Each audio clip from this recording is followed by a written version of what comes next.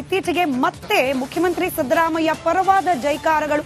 5 ವರ್ಷಗಳ ಕಾಲ ಸಿದ್ದರಾಮಯ್ಯನವರೇ ಮುಖ್ಯಮಂತ್ರಿ ಅನ್ನೋ ಹೇಳಿಕೆಗಳು ಹೆಚ್ಚಾದ ಬೆನ್ನಲ್ಲೇ ಉಪಮುಖ್ಯಮಂತ್ರಿ ಡಿಕೆ ಶಿವಕುಮಾರ್ ವಿಚಾರಕ್ಕೆ ಸಂಬಂಧಪಟ್ಟಂತೆ ಪ್ರತಿಕ್ರಿಯೆಯನ್ನ ನೀಡಿದ್ದಾರೆ. ಅದರಲ್ಲೂ ನಿನ್ನೆ ಮೊನ್ನೆ ಕೆಎನ್ ರಾಜಣ್ಣ ಹಾಗೆ ಸತೀಶ್ ಜಾರಕಿಹೊಳಿ ಅವರ ಹೇಳಿಕೆಗಳ ವಿಚಾರಕ್ಕೆ ಡಿಕೆ ಶಿವಕುಮಾರ್ ಇವತ್ತು ರಿಯಾಕ್ಟ್ ಮಾಡಿದ್ದಾರೆ.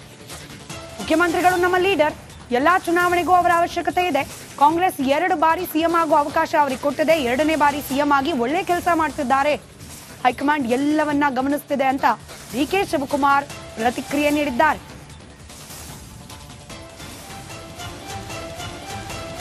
ಸಿದ್ದರಾಮಯ್ಯನವರು ನಮ್ಮ ಮುಖ್ಯಮಂತ್ರಿಗಳು, ಈಸ್ ಅವರ್ ಲೀಡರ್.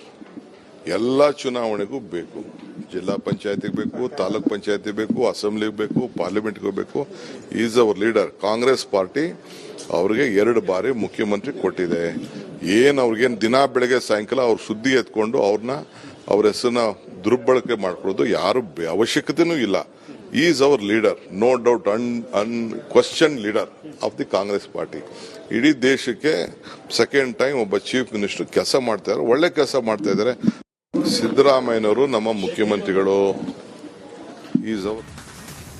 ಅದಷ್ಟು ಡೀಟೇಲ್ಸ್ ನಮ್ಮ ಪ್ರತಿನಿಧಿ ಬಸವರಾಜ್ ನೀಡ್ತಾ ಹೋಗ್ತಾರೆ, ನೇರ ಸಂಪರ್ಕದಲ್ಲಿದ್ದಾರೆ. ಬಸವರಾಜ, ಈ ಭಿನ್ನಮತ ಹಾಗೆ ಅಧಿಕಾರಕ್ಕೋಸ್ಕರ ಕಚ್ಚಾಟ ಈ ವಿಚಾರಗಳು ಪದೇ ಪದೇ ಮುನ್ನೆಲೆಗೆ ಬಂದಾಗ ಡಿಕೆ ಶಿವಕುಮಾರ್ ಅವರ ಟೋನ್ ಇದೇ ರೀತಿಯಲ್ಲೇ ಇದೆ. ಬಹುತೇಕ ಸಿದ್ದರಾಮಯ್ಯನವರ ನಾಯಕತ್ವದ ಬಗ್ಗೆ ಪ್ರಶ್ನೆ ಇಲ್ಲ ಅನ್ನೋದೇ ಡಿಕೆ ಶಿವಕುಮಾರ್ ಅವರ ಉತ್ತರ ಆಗ್ತಾ ಇದೆ. ಈ ಬಾರಿಯ ಈ ಪ್ರತಿಕ್ರಿಯೆಯನ್ನ ಯಾವ ರೀತಿ ಅರ್ಥ ಮಾಡ್ಕೊಳ್ಬೇಕು? ಈ ಮುಖ್ಯಮಂತ್ರಿ ಕುರ್ಚಿ ಬಗ್ಗೆ ಇರುವ ವಾರ್ಗೆ ಅಂತ್ಯ ಹಾಡ್ತಿದ್ದಾರೆ ಡಿಕೆ ಶಿವಕುಮಾರ್, ಇಲ್ಲಾಂದ್ರೆ ಇದೊಂದು ಹೊಸ ರೀತಿಯ ದಾಳ ಉರುಳಿಸುವ ಪ್ರಯತ್ನವ? ಹೇಗೆ ಅರ್ಥ ಮಾಡ್ಕೊಳ್ಬೇಕು ಡಿಕೆ ಶಿವಕುಮಾರ್ ಅವರ ಈ ಪ್ರತಿಕ್ರಿಯೆಯನ್ನು?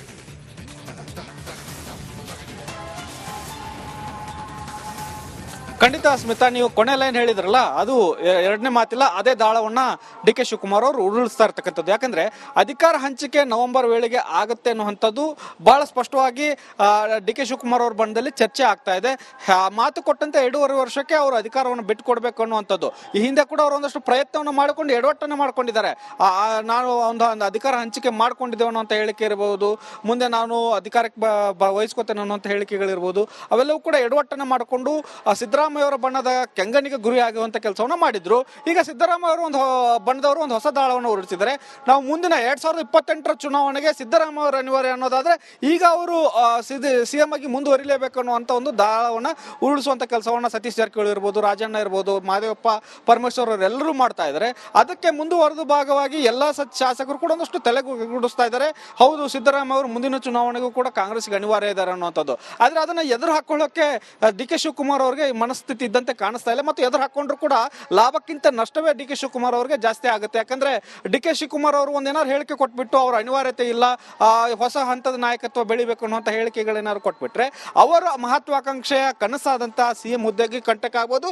ಈಗ ಕೆಪಿಸಿಸಿ ಅಧ್ಯಕ್ಷ ಸ್ಥಾನ ಕೂಡ ಅಲ್ಲಾಡ್ತಾ ಇದೆಯಲ್ಲ, ಅದು ಕೂಡ ಕಿತ್ಕೊಳ್ಳುವಂತ ಕೆಲಸಗಳು ಇನ್ನಷ್ಟು ಜೋರಾಗಿ ಆಗಬಹುದು ಅನ್ನೋಂಥ ಆತಂಕ ಇದ್ದಂತೆ ಡಿ ಕೆ ಶಿವಕುಮಾರ್ ಅವರು ಕಾಣಿಸ್ತಾ ಇದೆ. ಹಾಗಾಗಿ ಸಿದ್ದರಾಮಯ್ಯ ಅವರು ನಮಗೂ ಕೂಡ ಲೀಡರ್ ಅನ್ನುವಂಥ ಮೂಲಕ ಏನು ಈ ದಾಳವನ್ನು ಉರುಳಿಸಿದಂತ ಸಚಿವರು ಇದ್ದಾರಲ್ಲ, ಅವ್ರಿಗೊಂದು ರೀತಿಯಲ್ಲಿ ತಿರುಗೇಟನ್ನು ಕೊಡ್ತಕ್ಕಂಥದ್ದು ಮತ್ತು ಸಾಫ್ಟ್ ಕಾರ್ನರ್ ಆಗಿ ನಾನು ಕೂಡ ಹಕ್ಕೊತ್ತಾಯ ಮಾಡ್ತಾ ಇದ್ದೇನೆ, ನಾನು ಏನು ಹೈಕಮಾಂಡ್ ಮಾತು ಕೊಟ್ಟಿದೆ ಅದಕ್ಕೆ ಬದ್ಧವಾಗಿ ಎಲ್ಲವೂ ಕೂಡ ನಡೆಯುತ್ತೆ, ಇದು ಯಾವುದೇ ಮಾತುಗಳಿಗೆ ಕೂಡ ಯಾರು ಕೂಡ ಮನ್ನಣೆ ಕೊಡಲ್ಲ ಅನ್ನುವಂಥ ಮನಸ್ಥಿತಿ ಡಿ ಕೆ ಶಿವಕುಮಾರ್ ಅವರು ಇದ್ದಂತೆ ಕಾಣಿಸ್ತಾ ಇದೆ. ಹಾಗಾಗಿ ಸಿದ್ದರಾಮಯ್ಯ ಅವರು ಕೂಡ ನಮಗೂ ಲೀಡರ್, ಅವರೀಗ ನಮ್ಮ ಸಿಎಂ ಆಗಿದ್ದಾರೆ, 2 ಅವಧಿಗೆ ಸಿಎಂ ಆಗಿದ್ದಾರೆ, ಒಳ್ಳೆ ಕೆಲಸ ಮಾಡ್ತಾ ಇದ್ದಾರೆ, ಅವರು ಮುಂದಿನ ಚುನಾವಣೆಗೂ ಕೂಡ ಅವ್ರಿಗೆ ಅವಶ್ಯಕತೆ ಇದೆ ಅನ್ನುವಂಥ ಒಂದಷ್ಟು ಹೇಳಿಕೆಗೆ ಪೂರಕವಾಗಿ ಅವರು ಕೂಡ ಅಭಿಪ್ರಾಯವನ್ನು ವ್ಯಕ್ತಪಡಿಸ್ತಾ ಒಂದು ರೀತಿಯಲ್ಲಿ ಸಾಫ್ಟ್ ಕಾರ್ನರ್ ಆಗಿ ಅಧಿಕಾರವನ್ನ ಕಸಿದುಕೊಳ್ಳುವಂತ ನಿಟ್ಟಿನಲ್ಲಿ ದಾಳವನ್ನ ಉರುಳಿಸ್ತಾ ಇದ್ದಾರೆ. ಸ್ಮಿತಾ, ರೈಟ್, ಧನ್ಯವಾದ ಬಸವರಾಜ್ ಮಾಹಿತಿಗಾಗಿ. ಇತ್ತೀಚೆಗೆ ಮತ್ತೆ ಮುಖ್ಯಮಂತ್ರಿ ಸಿದ್ದರಾಮಯ್ಯ ಪರವಾದ ಜೈಕಾರಗಳು. 5 ವರ್ಷಗಳ ಕಾಲ ಸಿದ್ದರಾಮಯ್ಯನವರೇ ಮುಖ್ಯಮಂತ್ರಿ ಅನ್ನೋ ಹೇಳಿಕೆಗಳು ಹೆಚ್ಚಾದ ಬೆನ್ನಲ್ಲೇ ಉಪಮುಖ್ಯಮಂತ್ರಿ ಡಿಕೆ ಶಿವಕುಮಾರ್ ವಿಚಾರಕ್ಕೆ ಸಂಬಂಧಪಟ್ಟಂತೆ ಪ್ರತಿಕ್ರಿಯೆಯನ್ನ ನೀಡಿದ್ದಾರೆ. ಅದರಲ್ಲೂ ನಿನ್ನೆ ಮೊನ್ನೆ ಕೆಎನ್ ರಾಜಣ್ಣ ಹಾಗೆ ಸತೀಶ್ ಜಾರಕಿಹೊಳಿ ಅವರ ಹೇಳಿಕೆಗಳ ವಿಚಾರಕ್ಕೆ ಡಿಕೆ ಶಿವಕುಮಾರ್ ಇವತ್ತು ರಿಯಾಕ್ಟ್ ಮಾಡಿದ್ದಾರೆ. ಮುಖ್ಯಮಂತ್ರಿಗಳು ನಮ್ಮ ಲೀಡರ್, ಎಲ್ಲಾ ಚುನಾವಣೆಗೂ ಅವರ ಅವಶ್ಯಕತೆ ಇದೆ. ಕಾಂಗ್ರೆಸ್ 2 ಬಾರಿ ಸಿಎಂ ಆಗುವ ಅವಕಾಶ ಅವರಿಗೆ ಕೊಟ್ಟಿದೆ. 2ನೇ ಬಾರಿ ಸಿಎಂ ಆಗಿ ಒಳ್ಳೆ ಕೆಲಸ ಮಾಡ್ತಿದ್ದಾರೆ. ಹೈಕಮಾಂಡ್ ಎಲ್ಲವನ್ನ ಗಮನಿಸುತ್ತಿದೆ ಅಂತ ಡಿಕೆ ಶಿವಕುಮಾರ್ ಪ್ರತಿಕ್ರಿಯೆ ನೀಡಿದ್ದಾರೆ.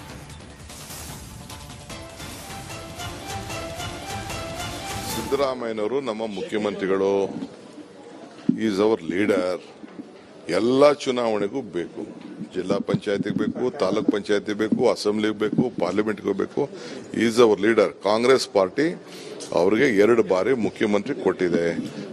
ಅವ್ರಿಗೇನು ದಿನ ಬೆಳಗ್ಗೆ ಸಾಯಂಕಾಲ ಅವ್ರ ಸುದ್ದಿ ಎತ್ಕೊಂಡು ಅವ್ರ ಹೆಸರನ್ನ ದುರ್ಬಳಕೆ ಮಾಡ್ಕೊಳ್ಳೋದು ಯಾರು ಅವಶ್ಯಕತೆನೂ ಇಲ್ಲ. Is our leader, no doubt, unquestioned leader of the Congress party. ಇಡೀ ದೇಶಕ್ಕೆ ಸೆಕೆಂಡ್ ಟೈಮ್ ಒಬ್ಬ ಚೀಫ್ ಮಿನಿಸ್ಟರ್ ಕೆಲಸ ಮಾಡ್ತಾ ಇದ್ದಾರೆ, ಒಳ್ಳೆ ಕೆಲಸ ಮಾಡ್ತಾ ಇದ್ದಾರೆ.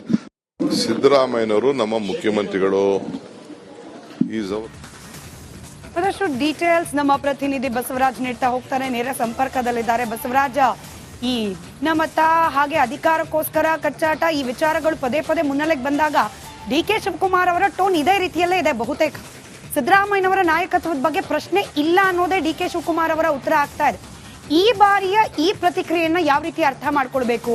ಈ ಮುಖ್ಯಮಂತ್ರಿ ಕುರ್ಚಿ ಬಗ್ಗೆ ಇರುವ ವಾರ್ಗೆ ಅಂತ್ಯ ಹಾಡ್ತಿದ್ದಾರೆ ಡಿ.ಕೆ. ಶಿವಕುಮಾರ್, ಇಲ್ಲಾಂದ್ರೆ ಇದೊಂದು ಹೊಸ ರೀತಿಯ ದಾಳ ಉರುಳಿಸುವ ಪ್ರಯತ್ನವ? ಹೇಗೆ ಅರ್ಥ ಮಾಡ್ಕೊಳ್ಬೇಕು ಡಿ.ಕೆ. ಶಿವಕುಮಾರ್ ಅವರ ಈ ಪ್ರತಿಕ್ರಿಯೆಯನ್ನು?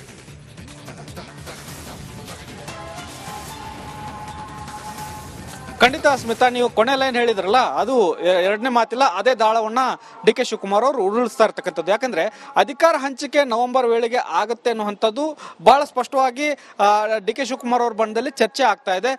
ಮಾತು ಕೊಟ್ಟಂತೆ 2.5 ವರ್ಷಕ್ಕೆ ಅವರು ಅಧಿಕಾರವನ್ನು ಬಿಟ್ಟುಕೊಡ್ಬೇಕು ಅನ್ನುವಂಥದ್ದು. ಈ ಹಿಂದೆ ಕೂಡ ಅವರು ಒಂದಷ್ಟು ಪ್ರಯತ್ನವನ್ನು ಮಾಡಿಕೊಂಡು ಎಡವಟ್ಟನ್ನು ಮಾಡ್ಕೊಂಡಿದ್ದಾರೆ.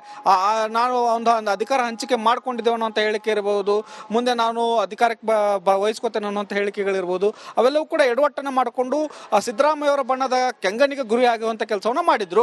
ಈಗ ಸಿದ್ದರಾಮಯ್ಯ ಅವರು ಬಣ್ಣದವರು ಒಂದು ಹೊಸ ದಾಳವನ್ನು ಉರುಳಿಸಿದ್ದಾರೆ.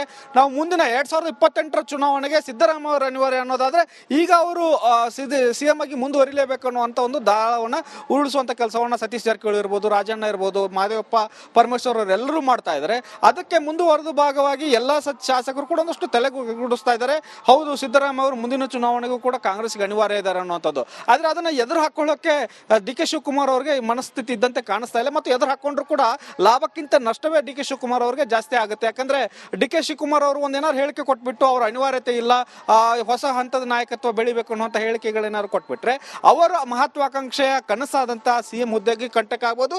ಈಗ ಕೆಪಿಸಿಸಿ ಅಧ್ಯಕ್ಷ ಸ್ಥಾನ ಕೂಡ ಅಲ್ಲಾಡ್ತಾ ಇದೆಯಲ್ಲ, ಅದು ಕೂಡ ಕಿತ್ಕೊಳ್ಳುವಂತ ಕೆಲಸಗಳು ಇನ್ನಷ್ಟು ಜೋರಾಗಿ ಆಗಬಹುದು ಅನ್ನೋಂಥ ಆತಂಕ ಇದ್ದಂತೆ ಡಿ.ಕೆ. ಶಿವಕುಮಾರ್ ಅವರು ಕಾಣಿಸ್ತಾ ಇದೆ. ಹಾಗಾಗಿ ಸಿದ್ದರಾಮಯ್ಯ ಅವರು ನಮಗೂ ಕೂಡ ಲೀಡರ್ ಅನ್ನುವಂಥ ಮೂಲಕ ಏನು ಈ ದಾಳವನ್ನು ಉರುಳಿಸಿದಂತ ಸಚಿವರು ಇದ್ದಾರಲ್ಲ, ಅವ್ರಿಗೊಂದು ರೀತಿಯಲ್ಲಿ ತಿರುಗೇಟನ್ನು ಕೊಡ್ತಕ್ಕಂಥದ್ದು ಮತ್ತು ಸಾಫ್ಟ್ ಕಾರ್ನರ್ ಆಗಿ ನಾನು ಕೂಡ ಹಕ್ಕೊತ್ತಾಯ ಮಾಡ್ತಾ ಇದ್ದೇನೆ, ನಾನು ಏನು ಹೈಕಮಾಂಡ್ ಮಾತು ಕೊಟ್ಟಿದೆ ಅದಕ್ಕೆ ಬದ್ಧವಾಗಿ ಎಲ್ಲವೂ ಕೂಡ ನಡೆಯುತ್ತೆ, ಇದು ಯಾವುದೇ ಮಾತುಗಳಿಗೆ ಕೂಡ ಯಾರು ಕೂಡ ಮನ್ನಣೆ ಕೊಡಲ್ಲ ಅನ್ನುವಂಥ ಮನಸ್ಥಿತಿ ಡಿ.ಕೆ. ಶಿವಕುಮಾರ್ ಅವರು ಇದ್ದಂತೆ ಕಾಣಿಸ್ತಾ ಇದೆ. ಹಾಗಾಗಿ ಸಿದ್ದರಾಮಯ್ಯ ಅವರು ಕೂಡ ನಮಗೂ ಲೀಡರ್, ಅವರೀಗ ನಮ್ಮ ಸಿಎಂ ಆಗಿದ್ದಾರೆ, 2 ಅವಧಿಗೆ ಸಿಎಂ ಆಗಿದ್ದಾರೆ, ಒಳ್ಳೆ ಕೆಲಸ ಮಾಡ್ತಾ ಇದ್ದಾರೆ, ಅವರು ಮುಂದಿನ ಚುನಾವಣೆಗೂ ಕೂಡ ಅವ್ರಿಗೆ ಅವಶ್ಯಕತೆ ಇದೆ ಅನ್ನುವಂಥ ಒಂದಷ್ಟು ಹೇಳಿಕೆಗೆ ಪೂರಕವಾಗಿ ಅವರು ಕೂಡ ಅಭಿಪ್ರಾಯವನ್ನು ವ್ಯಕ್ತಪಡಿಸ್ತಾ ಒಂದು ರೀತಿಯಲ್ಲಿ ಸಾಫ್ಟ್ ಕಾರ್ನರ್ ಆಗಿ ಅಧಿಕಾರವನ್ನ ಕಸಿದುಕೊಳ್ಳುವಂತ ನಿಟ್ಟಿನಲ್ಲಿ ದಾಳವನ್ನ ಉರುಳಿಸ್ತಾ ಇದ್ದಾರೆ. ಸ್ಮಿತಾ, ರೈಟ್, ಧನ್ಯವಾದ ಬಸವರಾಜ್ ಮಾಹಿತಿಗಾಗಿ.